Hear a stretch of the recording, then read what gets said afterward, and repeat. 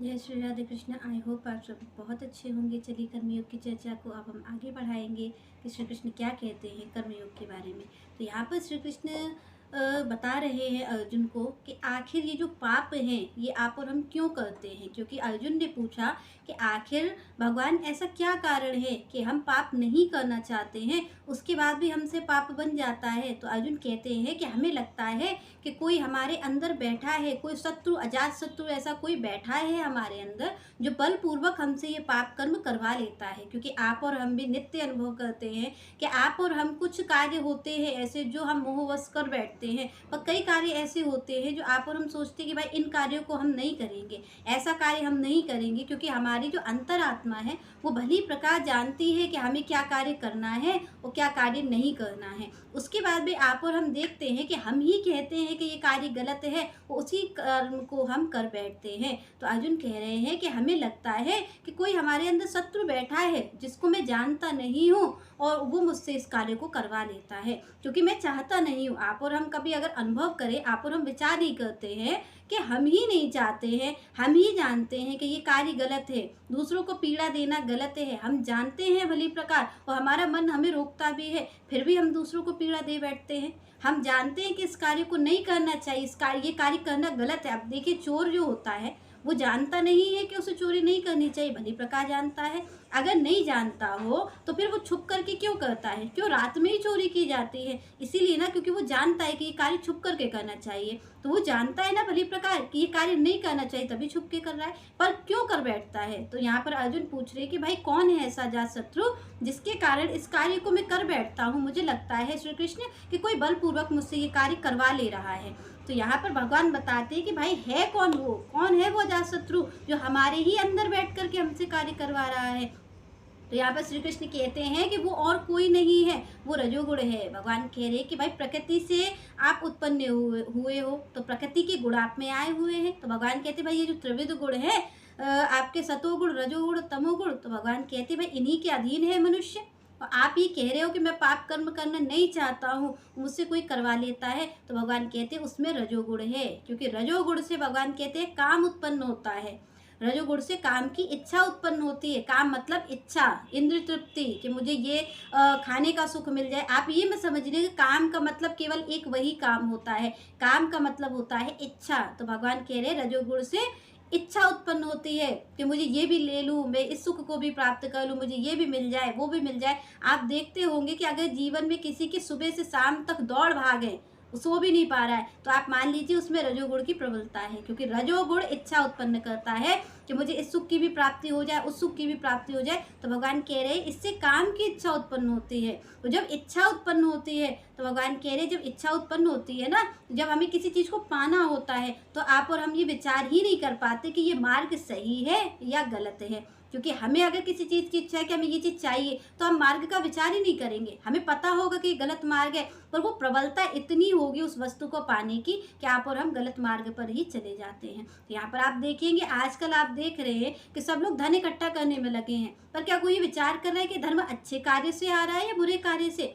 कोई धर्म परायण होकर के कार्य कर रहा है, कोई छीन झपट करके धन को इकट्ठा कर ले रहा है, कोई चोरी करके कर ले रहा है। तो कोई ये विचार कर पा रहा है कि धन सही है या गलत? इंसान की एक इच्छा, जो मनुष्य की, जीव की जो एक इच्छा है ना, वही उससे सारा कार्य करवाए। भगवान कह सारे पाप का मूल जो है वो ये रजोगुण है, और रजोगुण से काम की इच्छा उत्पन्न होती है कि मुझे ये सारी चीज मिल जाए। चाहे उसका परिणाम आप और हम देखते हैं, जो लोग हैं सुबह से शाम तक भागा दौड़ी करते हैं, खूब पैसा उनके पास होता है, पर उन्हें चैन की नींद नहीं होती, वो नींद की गोली खा करके सोते हैं, क्योंकि उन्हें नींद नहीं आती, डिप्रेशन है उनके माइंड में, डिप्रेशन हो रहे हैं, वो डिप्रेस हो रहे हैं। तो इसका कारण क्या है? ये रजोगुणी ही है, क्योंकि वो सुबह से शाम तक भाग रहे हैं, उनकी इच्छाएं पूरी नहीं हो पा रही। और आपको अगर ये लगे कि मैं इस इच्छा को पूरी कर लूँगा, वो इच्छा खत्म हो जाएगी, तो भगवान कहते हैं ये इच्छा जो है वो अग्नि के समान है, और ये जो आप इच्छा पूर्ति करते हो ये घी के समान है। तो भगवान कह रहे भाई अग्नि में घी डालोगे तो अग्नि बढ़ती है, ना कि खत्म होती है। इतना तो हर व्यक्ति जानता है। तो भगवान कह रहे कि भाई इसके मूल में अगर कोई पाप कर रहा है, तो इस पाप के मूल में इच्छा है कि मुझे ये चीज मिल जाए। भगवान कह रहे जब ये चीज नहीं मिलती है, इसमें बाधा उत्पन्न होती है। हमने किसी चीज की इच्छा की कि हमें ये प्राप्त हो जाए, वो चीज हमें प्राप्त नहीं हो पाई कोई कारणवश, तो भगवान कह फिर तमोगुण का उदय होता है, फिर तमोगुण उत्पन्न होता है। और तमोगुण क्या है? क्रोध।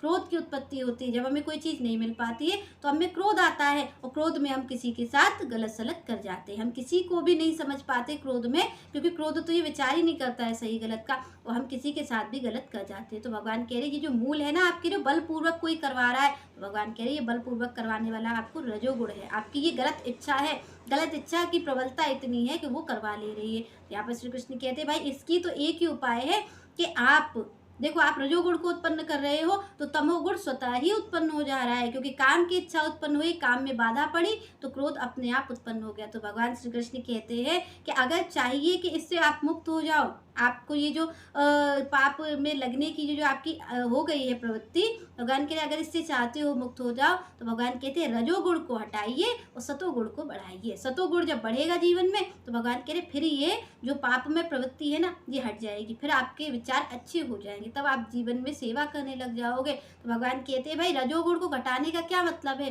कैसे घटेगा रजोगुण? जब ये काम की इच्छा घटेगी, जब आपकी इच्छाएं सीमित होंगी, जब आप केवल आवश्यकताओं की पूर्ति करोगे कि हमारी जीवन की मूलभूत आवश्यकताएं क्या है, क्या चीज़ हमें पानी चाहिए, उसको ही करोगे। ऐसा नहीं कि आप सारी चीज़ों को इकट्ठी करने में लग जाओ। तो भगवान कह जब रजोगुण घटेगा, जब काम की इच्छा कम होगी कि मुझे कम से कम इच्छाएं रखनी है, मुझे केवल अपना जीवन यापन करना है, तो भगवान कह रहे फिर आपके जीवन में संतोष होगा। तो जब संतोष होगा तो संतोष का मतलब होता है सतोगुण, धीरज, संतोष। भगवान कह रहे ये सतोगुणी में होता है और तभी वो अपने जीवन में शांति से रह पाता है। तो श्री कृष्ण कहते हैं भाई इसके पीछे तो यही कारण है।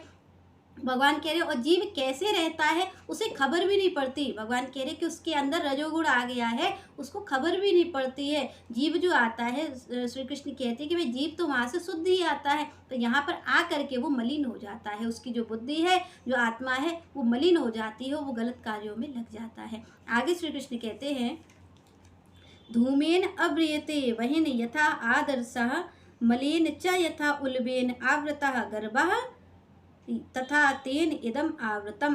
भगवान कह रहे कि भाई जीव तो शुद्ध आता है, जीव तो मेरी भगवत प्रेम की प्राप्ति करने के लिए आता है। संसार में जब आता है तो भगवान कह रहे कि वो तो इसी उद्देश्य से आता है कि मैं भगवान की प्राप्ति करूँगा, पर कह रहे बीच में हो क्या जाता है। तो भगवान कह रहे जैसे वो माया के संसर्ग में आता है, जैसे ही उस शुद्ध जीव को माया पकड़ लेती है, तो भगवान कह रहे वैसे ही वो मलिन हो जाता है, उसकी बुद्धि खराब हो जाती है, वो माया में ही लग जाता है, वो संसार में ही लग जाता है, अपनी इच्छा पूर्ति में लग जाता है। जबकि भगवान कहते हैं कि भाई उसमें ज्ञान तो है, वो सारी चीज़ों को जानता है, पर उसका ज्ञान ढका हुआ है। तो भगवान यहाँ पर उदाहरण देते हैं कि आखिर कैसे ज्ञान ढका हुआ है, कैसा ज्ञान ढका है। भगवान कह रहे जैसे जो अग्नि होती है, तो भगवान कह रहे कि भाई अग्नि जो ढकी रहती है, अग्नि ढकी रहती है। यहाँ पर भगवान कह रहे कि जिस प्रकार अग्नि धुएं से ढकी रहती है, नहीं पता चलता है, आप देखेंगे कि वो ढकी हुई, पर अग्नि उसके अंदर है, क्योंकि धुआं बता रहा है कि अग्नि है, क्योंकि धुआं ही तभी निकल रहा है। भगवान कह रहे जैसे दर्पण धूल से ढका रहता है, दर्पण है, दर्पण पे धूल छा गई है, तो क्या उसमें प्रतिबिंब साफ दिखाई नहीं दे रहा है। आप देख रहे हो दर्पण को, पर दर्पण जो शीशा है उसमें आपको अपना प्रतिबिंब दिखाई नहीं दे रहा है। क्यों नहीं दिखाई दे रहा? क्योंकि दर्पण पर धूल है। और भगवान कहते हैं जैसे भ्रूण, जैसे कोई बच्चा होता है तो भगवान कह रहे वो भी गर्भाशय में ढका रहता है, वो दिखाई नहीं पड़ता। भगवान कह रहे इसी तरीके जो जीव है उसमें ज्ञान तो है, पर वो माया की उससे ढका हुआ है, माया की आवृत्ति से ढका हुआ है। भगवान कह रहे इसलिए जीव को लगता है कि मैं इस कारण से इसको कर रहा हूँ। तो भगवान कह रहे क्यों? क्योंकि माया ने उसको ढक रखा है। किस तरीके से ढक रखा है? जैसे जो दर्पण धूल से, आप देखेंगे कि दर्पण पर अगर किसी शीशे पर धूल छा गई हो तो आपको अपना ही प्रतिबिंब उसमें नहीं दिखेगा, जबकि आप सन्मुख खड़े हैं। और आप अगर ये सोचे कि आप अपने आप को साफ करने में लग जाएं तो उससे कोई फायदा नहीं है, क्योंकि धूल किस पर है? दर्पण पर है। तो भगवान कहते हैं कि भाई ऐसा ही जीव है, वो ये कहता है मैं कहाँ हूँ, मैं कहाँ हूँ, मुझे ढूंढता घूमता है। तो भगवान कह रहे हैं कि मैं तो उसके समझ से खड़ा हूँ, पर वही बात है कि धूल उसमें हो रही है। और धूल क्या है? भगवान कह रही है इच्छाएं जो है ना, यही धूल का काम कर रही हैं। जो आपकी इच्छाएं हैं ना, भगवान कह रही वो इंद्र तृप्ति में लगा हुआ है, उसको ज्ञान तो सारी चीज़ों का है, उसका ज्ञान ढक गया है। भगवान कह रहे सारी चीज़ों का उसे ज्ञान है, वो जानता है सही गलत को। उसके बाद भी जैसे कि अर्जुन कह रहे हैं कि भाई कर बैठते हैं हम गलत, हमें नहीं समझ में आता कि हम क्या करें, पर बलपूर्वक कोई हमसे करा लेता है। तो भगवान कह रहे इसके मूल में रजोगुण है, और ये रजोगुण किसके कारण है? अज्ञान के कारण है। भगवान कह रहे मेरे जीव को पता तो है, जीव तो मेरा ज्ञानी है, वहाँ से तो शुद्ध आया है, पर भगवान कह रहे जब उसको माया का संसर्ग मिला है, जब माया से उसका तालमेल हुआ है, भगवान कह रहे माया ने उसके ज्ञान को ढक लिया है और जीव अपनी सुध बुध भूल गया है। जैसे दर्पण ढक जाए धूल से तो आपको प्रतिबिंब अपना नहीं दिखेगा, तो आप ये सोचेंगे क्यों नहीं दिख रहा है। तो यहाँ पर भगवान कह रहे वैसे ही जीव के ज्ञान को किसने ढक रखा है? माया ने ढक रखा है। तो भगवान कहते हैं भाई माया ने जो ज्ञान को ढक रखा है, उस दर्पण पे आप देख रहे हैं कि किसी शीशे पर धूल है, तो आपको हटानी पड़ेगी वो धूल, तभी तो आपको अपना प्रतिबिंब दिखाई पड़ेगा। तो भगवान कह रहे मैं क्यों नहीं दिख पाता हूँ जीव को, मेरा दर्शन क्यों नहीं होता, वो सब जगह बाहर ढूंढता घूम रहा है। और भगवान कहते कि भाई मैं तो अंदर बैठा हूँ, मैं तो अंदर ही बैठा हूँ, मैं तो बाहर हुई नहीं, पर जीव को दर्शन नहीं हो रहा है। आप और हम खूब सुनते हैं कि भाई भगवान तो सबके अंदर रहते हैं, जीवात्मा के अंदर रहते हैं भगवान, पर आपको और हमें दर्शन क्यों नहीं हो पाता है? क्योंकि ये धूल हम पर पड़ी हुई है। जिस दिन ये धूल हटेगी उसी दिन हमें भगवान का साक्षात्कार अपने हृदय में ही हो जाएगा। तो भगवान कहते कि भाई मैं हूँ तो अंदर, पर जीव अज्ञान बस मुझे बाहर ढूंढता घूम रहा है, वही सोच रहा मैं बाहर मिल जाऊंगा। तो भगवान कहते हैं कि ये क्यों हो रहा है? क्योंकि दर्पण पर धूल है, उसको अपना प्रतिबिंब दिखाई नहीं पड़ पा रहा है। तो भगवान कहते हैं ये धूल कैसे हटेगी? ये धूल धीरे धीरे हटेगी। तो भगवान कहते हैं भाई ये धूल हटाने का एक ही उपाय है, तो जो कि भगवान नवदा भक्ति में कहते हैं कि भाई पहले तो किसी संत की शरण में आप जाइए, कोई संत आप पर कृपा करें, तब वो मेरी कथा सुनाए। जब मेरी कथा सुनेंगे आप, तो मेरी कथा से मेरे चरणों में प्रीति होगी, और भगवान के जब मेरे चरणों में प्रीति होगी तो ये धीरे धीरे इसका मार्जन शुरू हो जाएगा, धीरे धीरे आपको भगवत प्राप्ति हो जाएगी, भगवान का दर्शन आपको होने लगेगा। चलिए नेक्स्ट चर्चा हम नेक्स्ट वीडियो में करेंगे, तब तक के लिए जय श्री राधे, जय श्री कृष्ण।